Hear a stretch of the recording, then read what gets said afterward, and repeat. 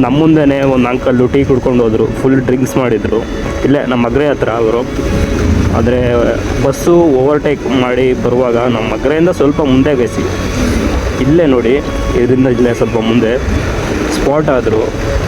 Overtake ಮಾಡೋಕ್ಕೋಗಿ ಸ್ಕೂಟಿಲಿ ಸ್ವಲ್ಪ ವೆಹಿಕಲ್ಸಲ್ಲಿ ಸ್ವಲ್ಪ ಹುಷಾರಾಗಿ ಓಡಾಡಿ ಗೈಸ್. ಪಾಪ ಬಸ್ನವ್ರದ್ದು ಏನು ತಪ್ಪೇ ಇಲ್ಲ, ತಪ್ಪೆಲ್ಲ ಇದ್ದಿದ್ದು ಅವರು ಡ್ರಿಂಕ್ಸ್ ಮಾಡಿದ್ರು, ಹಂಗಾಗಿ ಅವ್ರದ್ದೇ ತಪ್ಪಿದ್ದಿದ್ದು. ಬಸ್ ತಗೊಂಡು ಹೋಗ್ತಾ ಇದ್ದಾರೆ. ನಿಮಿಷ ಲೇಟಾಗಿ ಬಂದಿದ್ರು ಆಗ್ಬಿಡೋದು ಪಾಪ, ಇಲ್ಲಾಂದರೆ ಆ ಬಸ್ 10 ನಿಮಿಷ ಲೇಟಾಗಿ ಬಂದರು, ಅವ್ರು ಉಳ್ಕೊಳ್ಳೋರೇನೋ ಗೊತ್ತಿಲ್ಲ.